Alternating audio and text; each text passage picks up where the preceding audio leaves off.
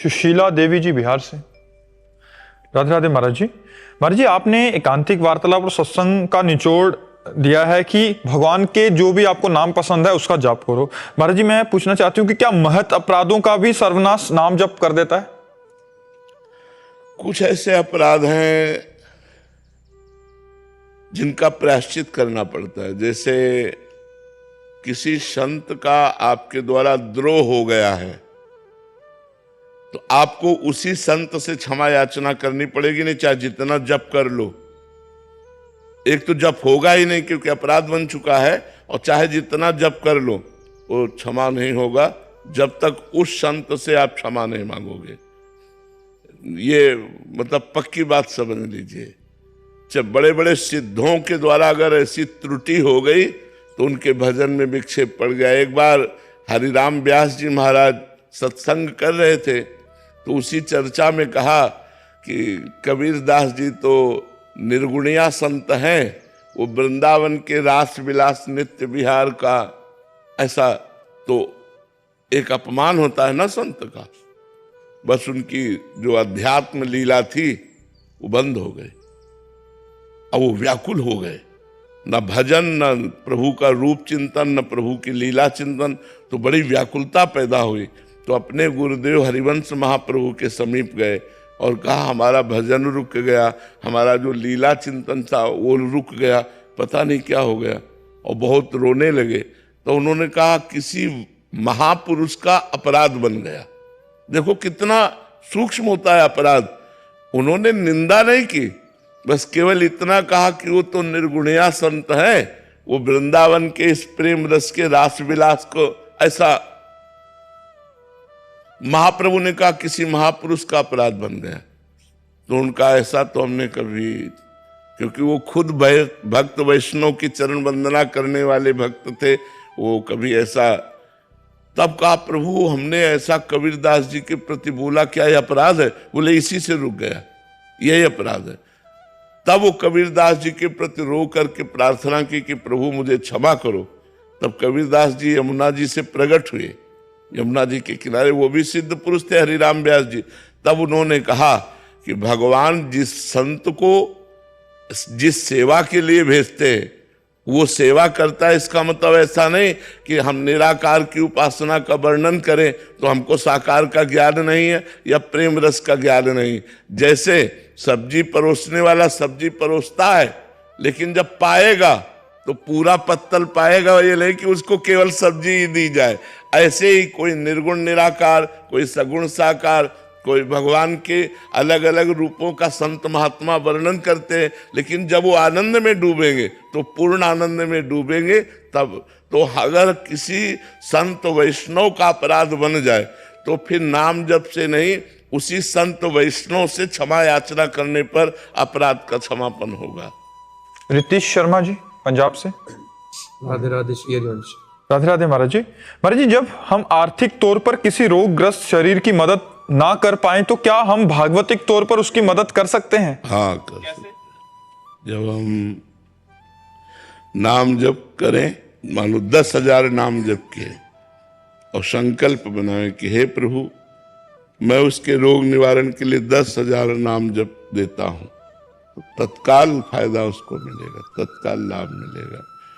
कई बार हमने अपने शरीर को देखा कि एकदम डाउन हो रहा है, फिर साधकों ने अनुष्ठान शुरू किया तो तत्काल संभल गया, तो उससे लाभ मिलता है। अगर हम अर्थ का सहयोग नहीं कर सकते तो हम भजन का सहयोग तो कर ही सकते हैं, और ये उसके सांसारिक शारीरिक रोग का ही नहीं, सांसारिक रोग का भी नाश करेगा और उसको आध्यात्मिक उन्नति की तरफ भी प्रेरित करेगा। यदि हम नाम जप किसी को दान करते हैं तो अब 10,000 तो आपने नाम जप उधर दान किया और लौट करके आपको 20,000 का फल मिलेगा, और 10,000 का उसको फल तो मिलेगा ही। इसमें लाभ ही लाभ है, ऐसा करना चाहिए। दूसरों का मंगल दूसरों, इसीलिए संत महात्मा जगत पूज्य हो जाते हैं, क्योंकि तपस्या और भजन दूसरों को देते हैं, दूसरों का मंगल करते हैं। दर्शन करने वाला, प्रणाम करने वाला, उनको कुछ देने वाला, खिलाने वाला, पिलाने वाला, पैर दबाने वाला, कपड़ा धोने वाला, सबको वो अपना भजन देते रहते हैं। जिससे सबका मंगल होता है। इसीलिए वो जगत पूज्य हो जाते हैं, उन्हें महात्मा कहते हैं, तो सारे जगत को अपना भजन देते हैं। तो ऐसा करना चाहिए। पंकज गोस्वामी जी, जय राधा वल्लभ से। राधे राधे महाराज जी। महाराज जी, ये शरीर एक दिन नष्ट हो जाएगा। इस शरीर के जितने भी सगे संबंधी हैं, जैसे माता पिता पुत्री पत्नी, इनसे मोह भाव कैसे हटाएं, जिससे जब भी इनके शरीर नष्ट हो तो हमें मानसिक पीड़ा। ये अभी ज्ञान नहीं है। जिस दिन ज्ञान हो जाएगा तो अपने आप सबसे हट जाएगा। केवल इतने तो ज्ञान जरूरी है कि शरीर नष्ट हो जाएगा। इसी बात ने तो हमको घर से बाबा जी बना दिया था। जब 13 वर्ष के थे, स्कूल की बैग आकर के टांगते हो, अम्मा की तरफ देखते तो लगा ये मरेगी तो मैं रह कैसे पाऊंगा, इसके बिना कैसे रह सकता हूँ। पिता ये भी मरेंगे। जो भी परिवार के सदस्य जब देखते तो लगता है मरेंगे, फिर हमारा है कौन? हमारा कौन ऐसा प्यारा है जिससे हम प्यार करें और सदा हमारे पास रह सके? तो निर्णय निकला श्री भगवान। तो बचपन से ही इसीलिए भाग पड़े कि कोई प्यारा है नहीं। जितने प्यारे हैं ये सब झूठे हैं, आज नहीं तो कल चले जाएंगे। तो सच्चा प्यार तो भगवान से है। तो अभी ये बात आप वाणी से कह रहे हैं, हृदय से नहीं बैठी। जिस दिन हृदय में बैठ जाएगी ना कि यार मरना है, उस दिन तुम महात्मा बन जाओगे। तुम्हारा हृदय हर समय भगवान के चरणों में लिपट जाएगा कि यार मरना, यहाँ सब झूठा, सब छूट जाएगा। मकान, धन, संपत्ति, पद, प्रतिष्ठा, रिश्ते, नाते, संबंध सब छूट जाएंगे और ये शरीर भी छूट जाएगा। फिर प्यार हम किससे करें? भगवान से। तो हमारा मन भगवान के चरणों की तरफ दौड़ पड़ेगा, भगवान के चरणों में लौट जाएगा कि प्रभु त्राहि माम, अब मुझे स्वीकार कर लो, मुझे इस झूठे संसार से मतलब। अपने आप मोह नष्ट हो जाएगा। इतनी बात आ तो जाए, एक आदमी शराब पी रहा था, वहां से एक संत निकले मस्ती से, मतवाले गजराज की तरह भगवदानंद में छके हुए थे। तो मस्त थे ही अपनी मस्ती में। उन्होंने ऐसे देखा और उन्होंने कहा 7 दिन में मर जाएगा। उसको एक बात पर विश्वास था कि संत कभी झूठ नहीं बोलते। शराब ऐसे रख दी, चरणों में गिरा, बोले महाराज क्या कहा? बोले 7 दिन में मर जाएगा। हक से हो गया।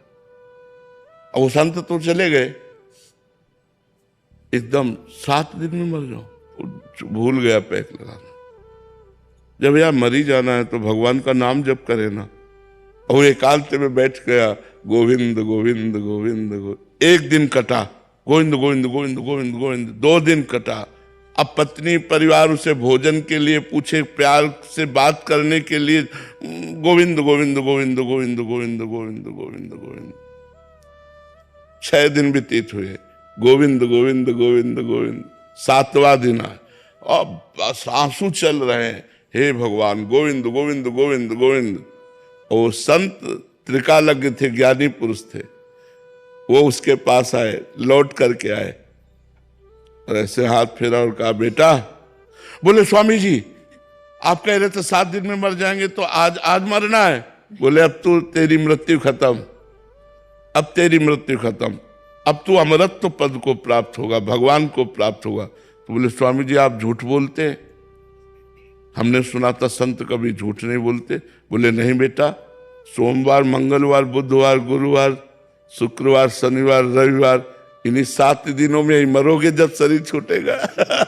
शरीर छूटेगा तो इन्हीं 7 दिनों में। लेकिन देख, मृत्यु का भय तुझे भगवान में स्थित कर दिया।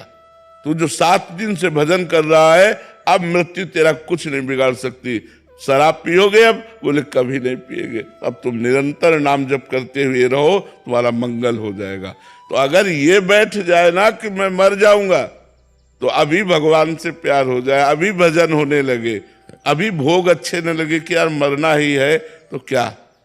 तो अभी जो ये ज्ञान है आपको कि सब मरना है, सब छूटना है, ये केवल वाणी से है, हृदय से नहीं। जिस दिन हृदय में उतर जाएगा ये ज्ञान, तो और ज्ञान प्राप्त करने की जरूरत नहीं। इतना ही ज्ञान आपको ज्ञानी बना देगा, इतना ही आपको अमरत्व पद में पहुंचा देगा। प्रीति मल्होत्रा जी मुरादाबाद से। प्रीति जी, महाराज जी, क्या किसी के नकारात्मक प्रभाव से बचाने के लिए उसके वास्तविक स्वभाव को बता देना भी निंदा के अंतर्गत आता है, या निंदा का वास्तविक अर्थ क्या है? नहीं, ऐसे जैसे हमारे दोस्त हैं तो हम इनसे कह सकते हैं कि यार तुम हमारे दोस्त हो, तुम्हारे में जो कमी है ये दूर करना चाहिए, बुरा मत मानिए, आपकी ये आदत बिल्कुल ठीक नहीं है। ये तो हुआ हमारा समझाना, लेकिन हम इनसे बताएं इनकी अनुपस्थिति में ऐसा ऐसा कर, वो हो गई निंदा। किसी के सामने अपनी प्रियता का पक्ष रख के, जैसे अपना पुत्र है, अपना पति है, अपना मित्र है, या कोई भी है, उसको सामने से कहना वो निंदा नहीं होगी, लेकिन उसके पीछे कहना फिर निंदा हो जाएगी। सामने से कहना ठीक रहता है, उसमें दोष दर्शन नहीं रहता। जैसे हमें पता है कि आप गलत हैं, तो अगर आप सुधार कर लेंगे तो आपको मंगल हो जाएगा। इसलिए निवेदन करते हैं कि आप में एक कमी है, हमें ऐसा लगता है, तो अगर आपको ऐसा लगता हो कि हम ठीक कह रहे हैं तो आप सुधार कर लीजिए, ऐसा हम कह सकते हैं। यही परेशान करता है कि दूसरा तीसरा व्यक्ति उससे कुछ नुकसान ना झेल ले। इनका कहने का मतलब है कि जैसे ये हमारे मित्र हैं और इनसे इनको नुकसान होने वाला है, तो हम बोलते हैं कि उसका संग मत करो, या मतलब ठीक आदमी नहीं है, क्योंकि ये हमारे प्रिय हैं। ये तीसरा आदमी है, यार इसका संग मत करो, ये दारू पीना सिखा देगा, ये गलत संग में, तो ये निंदा के अंतर्गत आएगा? नहीं नहीं, बिल्कुल नहीं, निंदा के अंतर्गत नहीं आएगा। ये हमारा बचाव पक्ष है। हम अपने प्रियजनों को कुसंग से बचाते हैं। कुसंग का त्याग करवाना है तो सत्संगियों का कार्य ही है। जाके प्रिय न राम वैदेही तजिए ताहि कोटि बैरी सम यद्यपि परम सनेही। वो चाहे जितना प्रिय हो, यदि वो गलत आचरण वाला है तो हमको उससे बचना चाहिए। हम तो दीक्षा में चौथा पॉइंट तो यही रखते हैं कि जो नास्तिक है, भगवत विमुख है, पापाचरण करते हैं, गंदे बात को प्रधानता देते हैं, ऐसे लोगों से दूरी बना के रखी जाए, तभी हमारी बुद्धि परमार्थ में चल पाएगी। ये निंदा नहीं होती। और महाराज जी, अगर उसको बचाने का पक्ष नहीं है इनको, बट अंदर वेग आ रहा है कि उसने मेरे साथ ठीक नहीं किया, वो निंदा हो जाएगी, वो निंदा हो जाएगी। जो रस लेकर के दूसरे के दोषों का वर्णन किया जाता है और निंदा होता है, और जो दुखी होकर के अपने को प्रियजनों को बचाने के लिए बात की जाती है, वो निंदा नहीं होता, वो दोषों से बचाने के, कुसंग से बचाने की बात होती है। और महाराज जी, जैसे आपने बोला कि दूसरे को समझाने के लिए कि तुम ऐसा मत करो, ये तुम्हारे लिए ठीक नहीं है, अगर सामने वाला ही उसके सामने बोल दो, और हमें पता है कि वो आदमी बुरा मान जाएगा और हमारी हानि कर सकता है, नहीं तो बोलना चुप हो जाना है। हाँ, नहीं बोलना चाहिए, फिर नहीं बोलना चाहिए। शिक्षा भी उसी को दी जाती है जो हमारी बात का आदर करे। अगर वो अनादर करता है तो हम शिक्षा भी नहीं देंगे। एक बार हम देख लेंगे कि इसका स्वभाव ऐसा नहीं, फिर हम उससे बात नहीं करेंगे और हम खुद उससे दूरी बना लेंगे कि अब आपको भुगतना है, भोगो आप अपना, हम अपने धीरे से दूरी बना लेंगे।